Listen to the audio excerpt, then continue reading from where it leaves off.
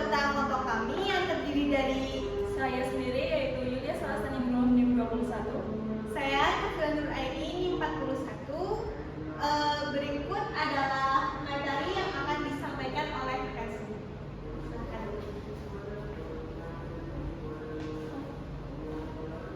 Baik, di sini masuk pada bagian pendahuluan, yaitu di mana di kehidupan sehari-hari kita sering berhadapan dengan banyaknya data, pilihan, dan kemungkinan yang berkaitan dengan materi, nilai baku, kaidah penjelasan, dan peluang. Oleh karena itu, materi ini sangat penting diajarkan di sekolah dasar karena dapat melatih berpikir logis, sistematis, dan kritis, dan tidak hanya sekedar menghitung, tapi juga memahami makna konsep serta menggunakannya dalam pengambilan keputusan.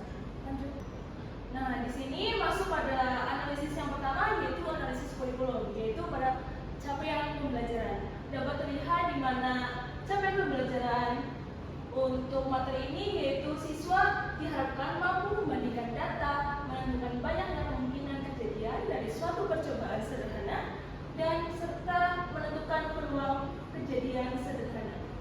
Nah, jadi dalam capaian belajar ini, siswa itu tidak hanya mampu melakukan perhitungan, tapi juga mampu dalam bernalar dan mengambil keputusan berdasarkan data. Yang kedua ada analisis tujuan pembelajaran, di mana siswa itu diharapkan mampu menentukan nilai baku suatu data, kemudian menghitung banyaknya kemungkinan kejadian, serta dapat menentukan peluang dari kejadian sederhana. Nah, di sini itu siswa itu diharapkan dapat mengembangkan dan memahami hubungan antara data, banyak kemungkinan, dan peluang suatu kejadian. Di sini ada analisis yang kedua, yaitu lingkup materi. Yang pertama ada nilai baku itu sendiri. Pada fase pertama yaitu dimulai dari yang sederhana, yaitu seperti mengumpulkan dan menyajikan data sederhana. Pada fase B itu dapat membaca tabel dan diagram serta membandingkan data, dan pada akhirnya di fase C itu dapat diperkenalkan dengan rata-rata dan membandingkan data dan nilai baku di kelas 6. Nah, konsep ini yang perlu dipahami oleh siswa, yaitu pertama adalah bagaimana cara mengumpulkan data, kemudian menyajikan data, membaca data, kemudian menghitung rata-rata dan simpangan, dan pada akhirnya diperkenalkan dengan materi nilai baku. Yang kedua adalah itu materi dari kaidah penjelasan di sini. Nah, di SD kita diajarkan dengan aturan penjumlahan dan perkalian, tidak diajarkan materi kombinasi dan permutasi, di mana dalam kaidah penjelasan ini dimulai dari cara yang sederhana, kemudian diperkenalkan dengan tabel, diagram pohon, kemudian ada aturan penjumlahan dan aturan perkalian. Nah, di sini ada yang ketiga yaitu peluang, di mana dalam fase A, konsep peluang itu diibaratkan dengan konsep mungkin dan tidak mungkin. Kemudian dalam fase B yaitu lebih dianggap dengan lebih mungkin dan kurang mungkin, dan di fase C sendiri itu sudah di tahap pada pengenalan ruang sampel dan peluang sederhana. Selanjutnya ada profil pelajaran yang dibangun dari materi yang kami bahas, yaitu yang pertama ada bernalar kritis, di mana dari bernalar kritis itu dikembangkan melalui kegiatan menganalisis data, menentukan banyaknya suatu kemungkinan, serta menentukan peluang suatu kejadian. Yang kedua yaitu adalah mandiri, di mana siswa itu melakukan kegiatan seperti mengerjakan tugas, melakukan percobaan, bahkan menyelesaikan masalah. Yang ketiga ada gotong royong, di mana siswa itu dapat berdiskusi dan melakukan percobaan secara berkelompok untuk menentukan kemungkinan dan peluang suatu kejadian. Tahap analisis yang kedua yaitu analisis konseptual, di mana dalam nilai baku atau angka baku atau set score ini, nilai baku digunakan untuk menentukan suatu posisi suatu data terhadap rata-rata yang menyatakan dengan standar deviasi, di mana nilai baku ini juga dipakai untuk membandingkan dua keadaan atau lebih, di mana rumus nilai baku sendiri itu yaitu set score sama dengan nilai data dikurangi nilai rata-rata, kemudian dibagi simpangan baku. Dengan hasil set score sendiri, jika set score lebih dari 0, maka dianggap di atas rata-rata. Jika set score itu kurang dari 0, maka dianggap di bawah rata-rata. Dan jika set skor itu sama dengan 0, maka sama dengan rata-rata. Jadi, dengan hasil set skor tersebut, maka semakin besar angka baku, juga semakin baik nilai tersebut. Dan dibanding dengan angka baku yang lebih kecil. Nah, dengan contohnya yaitu di sebuah kelas diadakan pengukuran tinggi badan, yaitu terdapat siswa bernama Budi dengan tinggi kelas 140 dan Ani dengan tinggi 142 dengan rata-rata kelasnya itu adalah 140 dengan simpangan baku kelas tersebut yaitu 5. Dan pertanyaannya itu hitung nilai bakunya dan siapakah yang memiliki tinggi badan paling jauh dari rata-rata. Jadi pengukuran untuk tinggi badan Budi yaitu set skor sama dengan 150 tinggi badan Budi dikurangi rata-rata yaitu 140, kemudian dibagi dengan simpangan bakunya adalah 5, menghasilkan yaitu 2. Dan tinggi badan Ani itu 142 dikurangi 140 per 5 dan menghasilkan set skor sama dengan 0,4. Jadi tinggi badan Budi itu jauh di atas rata-rata kelas, sedangkan Ani memiliki tinggi badan yang sedikit di atas rata-rata kelas.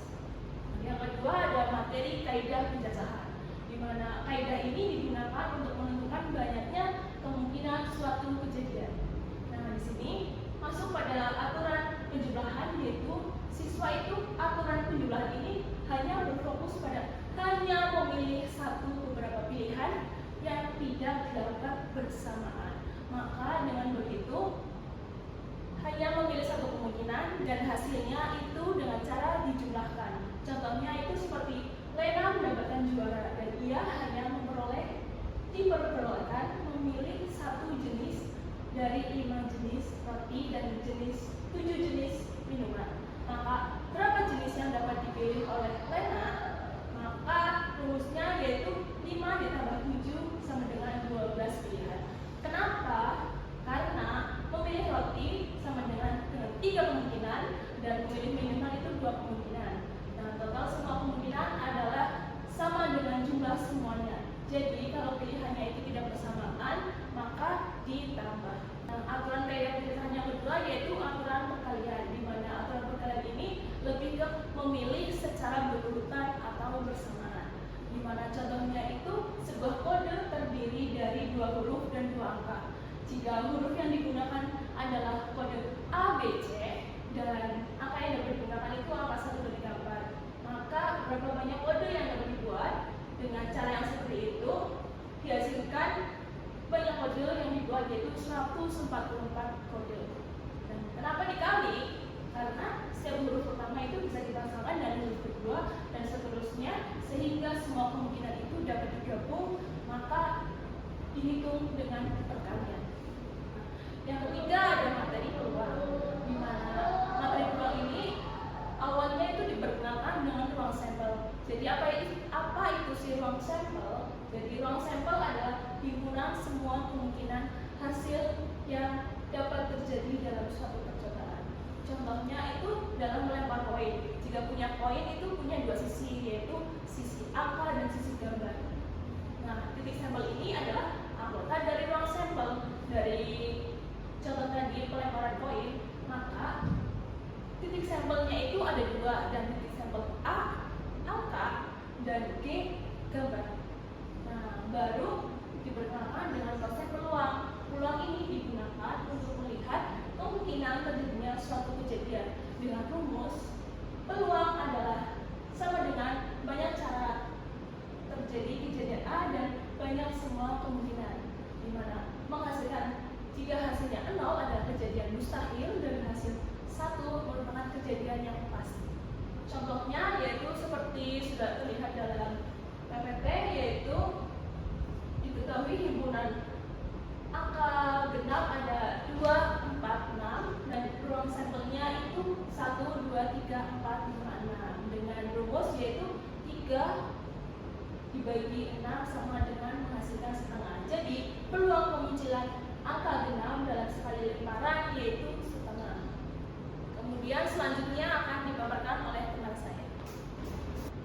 Pada bagian ini kami menganalisis karakteristik siswa SD dalam mempelajari materi nilai baku, kaidah pencacahan, siswa SD kelas tinggi mulai memasuki tahap operasional formal, mampu berpikir abstrak, namun masih perlu contoh konkret melalui membandingkan nilai ulangan, tinggi badan, atau berat badan teman kelas. Kemudian pada kaidah pencacahan, siswa SD mampu berpikir sistematis melalui contoh konkret seperti memilih menu makanan, pakaian, atau rute perjalanan. Kemudian pada materi peluang, siswa SD sudah memiliki intuisi tentang kemungkinan, misal pasti, mungkin, tidak mungkin, yang berasal dari permainan undian, koin, dan dadu. Namun dalam mempelajari itu, siswa SD masih memiliki kesulitan dalam memahami materi pada nilai baku seperti sulit memahami konsep perbandingan dan menganggap nilai berdiri sendiri. Kemudian kesulitan pada kaidah pencacahan seperti siswa SD masih bingung menghitung banyak kemungkinan dan belum sistematis dalam berpikir. Kemudian pada materi peluang, siswa masih sulit menganggap peluang sebagai kepastian dan sulit memahami kemungkinan. Selain itu juga terdapat miskonsepsi seperti semua hasil dianggap pasti terjadi, menganggap bahwa semua peluang berbeda padahal bisa saja sama. Kemudian bingung antara banyak cara dan peluang. Miskonsepsi berikutnya menganggap bahwa nilai tinggi selalu baik tanpa melihat rata-rata. Berdasarkan kondisi tersebut, diperlukan pembelajaran yang harus sesuai dengan karakteristik siswa, seperti menggunakan benda konkret, melalui koin, dadu, kartu, kemudian menggunakan konteks nyata, memberikan aktivitas langsung, dan menghindari terlalu banyak rumus. Nah, berikut adalah desain media pembelajaran untuk anak SD. Ini yang terlihat pada bagian kiri terdapat kegiatan pengukuran tinggi badan dan tabel data yang digunakan untuk memahami konsep nilai baku secara konkret. Kemudian di bagian tengah terdapat kartu gambar dan diagram sederhana yang membantu siswa memahami kaidah pencacahan melalui kombinasi pilihan. Sedangkan di bagian kanan terdapat koin dadu dan roda putar yang digunakan untuk mengenalkan konsep peluang melalui percobaan langsung. Nah, dari media-media ini dirancang agar siswa belajar secara aktif, konkret, dan mudah memahami konsep matematika. Berikutnya, perancangan strategi pembelajaran. Digunakan pendekatan yang berbeda sesuai dengan materi. Pada materi nilai baku, digunakan pendekatan discovery learning. Alasannya karena konsep nilai baku bersifat abstrak sehingga perlu ditemukan melalui pengalaman konkret agar siswa memahami makna posisi data bukan sekedar rumus. Adapun alur pembelajarannya seperti 1. Siswa mengukur tinggi badan atau nilai ulangan teman dalam sekelompok. Yang kedua, menghitung rata-rata sederhana. Yang ketiga, membandingkan dua siswa dari kelompok berbeda. Untuk konflik kognitifnya, pada tahap ini diberikan pertanyaan apakah selisih dari rata-rata cukup untuk menentukan siapa lebih tinggi posisinya. Nah, di sini siswa menyadari bahwa selisih saja tidak cukup. Guru memandu dengan memperkenalkan konsep penyebaran data dan siswa menemukan ide standarisasi menuju konsep nilai baku. Dalam pembelajaran ini tentunya memiliki karakter, yaitu mengajak siswa berpikir melalui analisis perbandingan data, mengandung konflik kognitif, dan memberi kesempatan eksplorasi. Tentunya pada materi kaidah pencacahan, pendekatan yang cocok digunakan adalah pendekatan PBL. Alasannya karena kaidah pencacahan berkaitan dengan masalah nyata tentang banyak kemungkinan sehingga efektif dipelajari melalui pemecahan masalah. Untuk alur pembelajarannya yaitu pertama, guru memberi masalah kontekstual seperti soal ada 3 menu makanan dan 2 menu minuman. Berapa banyak pilihan paket? Yang kedua, siswa menuliskan semua kemungkinan dan menggambar diagram pohon.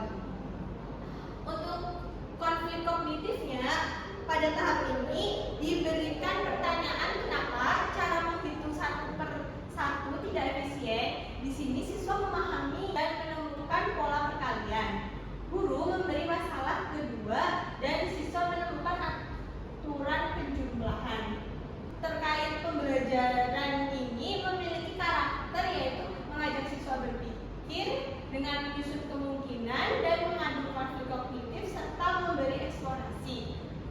Kemudian pada materi peluang yang cocok adalah dengan menggunakan pendekatan kontekstual teacher and learning. Alasannya karena konsep peluang dekat dengan kehidupan sehari-hari sehingga lebih mudah dipahami melalui konteks nyata. Adapun alur pembelajarannya yaitu 1. Guru memberi konteks undian sebelum pertandingan. Yang kedua, siswa melakukan eksperimen yaitu dengan melempar koin beberapa kali dan mencatat hasil. Untuk konflik kognitifnya, pada tahap ini diberi pertanyaan kenapa hasil tidak selalu sama padahal peluangnya sama. Nah, di sini siswa membandingkan hasil percobaan, guru mengaitkan dengan konsep peluang dan dilanjut konteks lainnya. Pada karakter dari pembelajaran ini adalah mengajak siswa berpikir melalui menganalisis hasil percobaan, mengandung konflik kognitif, dan memberi eksplorasi. Terakhir, dilakukan refleksi untuk mengevaluasi pemahaman siswa. Nah, pada materi nilai baku, kita dapat merefleksi dengan mengamati pemahaman siswa terhadap konsep simpanan baku. Jika siswa kesulitan, perbanyak latihan dengan data sederhana dan visual. Pastikan siswa memahami makna Z-score bukan hanya menghafal rumus. Kemudian pada materi kaidah pencacahan, kita dapat merefleksi dengan amati apakah siswa bingung membedakan kapan menggunakan perkalian versus penjumlahan. Gunakan cerita atau permainan untuk memperkuat pemahaman dan revisi dengan memberi lebih banyak latihan kontekstual yang bervariasi. Kemudian pada materi peluang, kita dapat merefleksikan dengan amati apakah siswa memahami bahwa nilai peluang selalu antara 0 dan 1. Diskusikan juga makna peluang 0 mustahil dan 1 pasti dalam konteks nyata. Kemudian revisi dengan memperbanyak eksperimen untuk memperkuat pemahaman empirik sebelum masuk ke peluang teoretik. Berdasarkan paparan yang tadi telah disampaikan, maka dapat kita simpulkan bahwa materi nilai baku, kaidah pencacahan, dan peluang sangat penting dalam pembelajaran matematika SD karena membantu siswa memahami posisi data, menentukan banyaknya kemungkinan, serta memperkirakan peluang suatu kejadian. Demikian paparan materi yang dapat kami sampaikan, kurang lebihnya kami mohon maaf. Sekian dari kelompok 11. Wassalamualaikum